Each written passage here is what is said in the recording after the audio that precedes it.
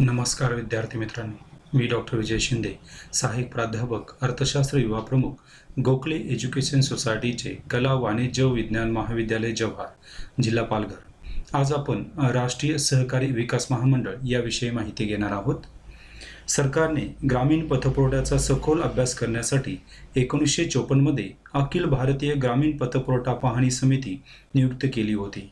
या समितीच्या शिफारशीप्रमाणे 1956 मध्ये राष्ट्रीय सहकारी विकास आणि गोदाम महामंडळ स्थापन करण्यात आले.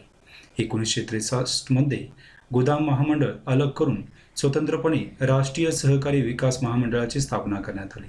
सहकारी क्षेत्राचा विकास घडवून आणणे ही प्रमुख जबाबदारी या महामंडळावर सोपविण्यात आली.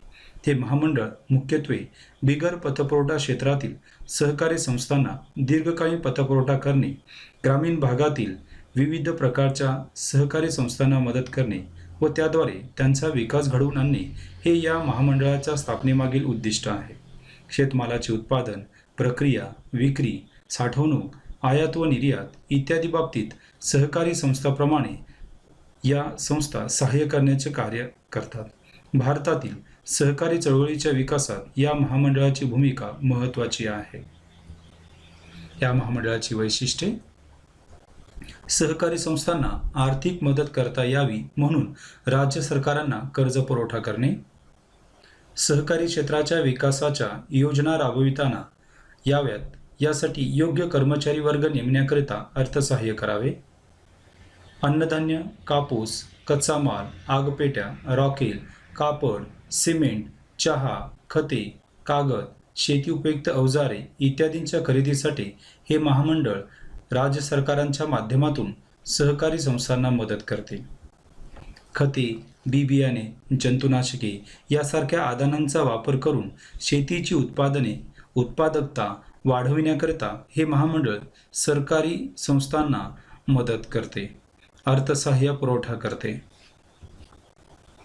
ग्रामीण भागात सहकारी गोदामांची स्थापना करणे व त्यांचा विकास साधणे, दुग्ध व्यवसाय, मासेमारी, वन उत्पादन, कुक्कुटपालन इत्यादी बाबत व्यवहार करणे, सहकारी संस्थांना व्यवस्थापन व तांत्रिक प्रशिक्षणासाठी राज्य सरकारामार्फत अर्थसहाय्य पुरवठा करणे, सहकारी संस्थांची स्थापना, परवाना मिळवणे, योग्य संयंत्रांची निवड करणे, आदिवासी भागात सहकारी संस्थांची स्थापना करणे व सहकारी क्षेत्रात काम करणाऱ्या आर्थिकदृष्ट्या दुर्बल व्यक्तींना मदत करणे, ग्रामीण विकासाला चालना देण्यासाठी कृषी उद्योगांना सहाय्य करणे. आता आपण व्यवस्थापन बघूया. महामंडळाच्या प्रशासनाकरिता सामान्य मंडळाची स्थापना केली जाते. या मंडळात एकूण 51 सभासद असतात. केंद्रीय कृषी मंत्री हे या महामंडळाचे अध्यक्ष असतात. तसेच राज्य कृषी मंत्री हे उपाध्यक्ष असतात. महामंडळाचे दैनंदिन कामकाज पाहण्याचे कार्य कार्यकारी समिती करते. सामान्य मंडळातील 12 सभासद या कार्यकारी समितीत असतात. निरनिराळ्या प्रकारच्या सहकारी संस्थांसाठी एकूण 96 कार्यकारी समित्या आहेत. महामंडळाची पुणे, पाटणा, बेंगलोर, गुवाहाटी, भोपाळ, चंदीगड, डेहराडून, गांधीनगर, हैदराबाद, भुवनेश्वर, चेन्नई, लखनौ, जयपूर, रांची, रायपूर, सिमला, तिरुअनंतपुरम येथे 18 विभागीय कार्यालये आहेत.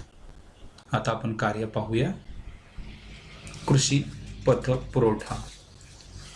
कृषी क्षेत्राच्या विकासाकरिता हे महामंडळ पतपुरवठ्याचे काम करते. तथापि हे महामंडळ प्रत्यक्ष पतपुरवठा करीत नाही. प्राथमिक कृषी पतपुरवठा संस्था, जिल्हा मध्यवर्ती सहकारी बँका, राज्य सहकारी बँका यांच्यामार्फत कृषी क्षेत्राला पतपुरवठा केला जातो. तारण स्वरूपात देण्यासाठी त्यांच्याकडे पुरेशी मालमत्ता नसते अशा शेतकऱ्यांना बुडीत कर्ज अनुदान सहकारी पतपुरवठा योजना आखली आहे. हे महामंडळ बुडीत कर्ज अनुदानाबरोबरच व्यवस्थापन खर्च अनुदान सुद्धा देते.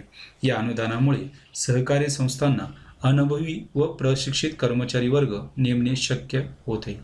सहकारी खरेदी विक्री संस्थांना सहाय्य. शेतकऱ्यांच्या मालाला योग्य भाव मिळाला पाहिजे या दृष्टीने शेतमालाचे उत्पादन, संग्रहण, खरेदी विक्री, आयात निर्यात इत्यादी बाबत हे महामंडळ योजना आखते. सहकारी संस्थांच्या माध्यमातून त्यांची कार्यवाही करते. हे महामंडळ राष्ट्रीय पातळीवर काम करीत असल्याने विविध राज्यातील कामकाजाचा अनुभव पाठीशी असतो. सहकारी खरेदी विक्री संस्थांच्या भांडवलात सहभागी होता यावे म्हणून राज्य सरकारने कर्ज पुरवठा करते. तसेच या संस्थांना तज्ज्ञ व प्रशिक्षक अधिकारी नेमता यावे यासाठी हे महामंडळ आर्थिक मदत करते. सहकारी संस्थांची आर्थिक कुवत वाढवण्याच्या उद्देशाने हे महामंडळ राज्य सरकारांना अनुदान देते. राज्य सरकारे हे अनुदान सहकारी संस्थांमध्ये वितरित करतात. गोदामांची उभारणीत सहकार्य. साठवणुकीच्या पुरेशा सोयी उपलब्ध झाल्यास शेतकऱ्यांची प्रतीक्षा वाढते.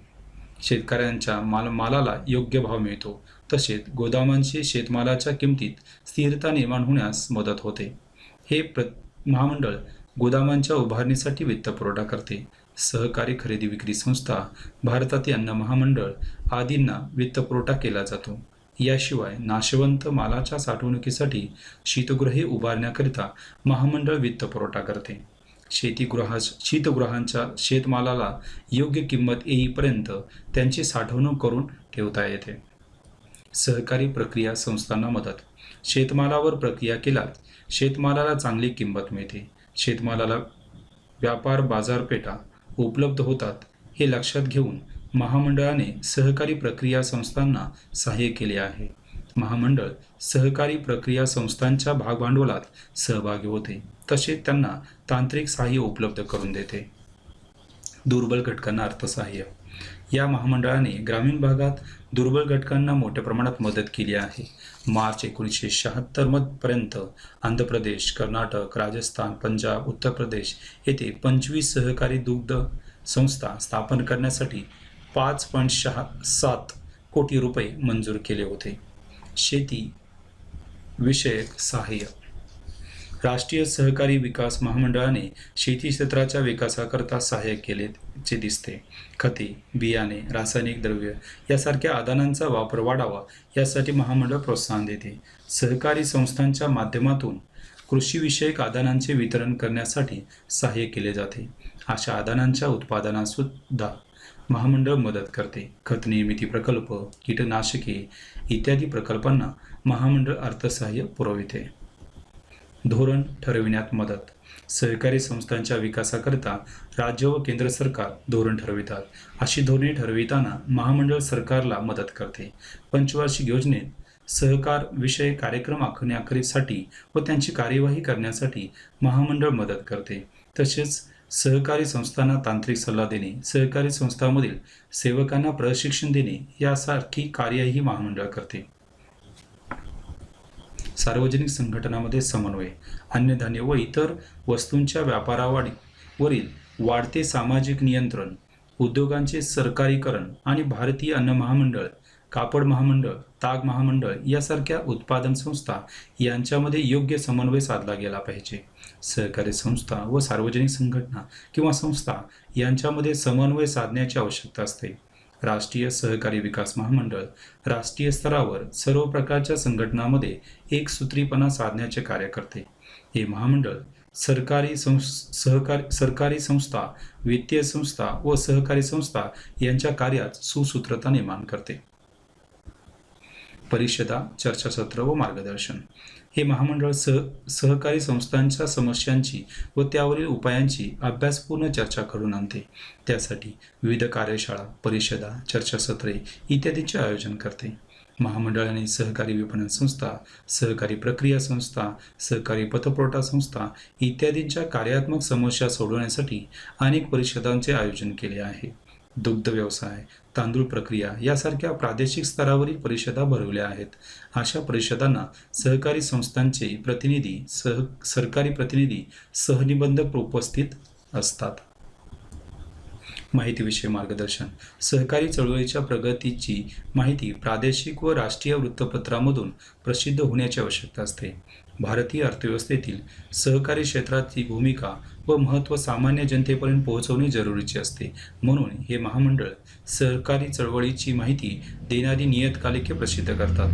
तसेच वृत्तपत्रे, आकाशवाणी व दूरदर्शनाच्या माध्यमातून सहकार विषयक माहिती प्रसिद्ध करते. सहकारी खरेदी विक्री, साठा, पुरवठा, गोदामे, पतपुरवठा आदींच्या माहिती याद्वारे दिली जाते. विद्यार्थी मित्रांनो, आपण या संदर्भ ग्रंथाच्या आधारे या संकल्पना समजून घेण्याचा प्रयत्न केला आहे. धन्यवाद.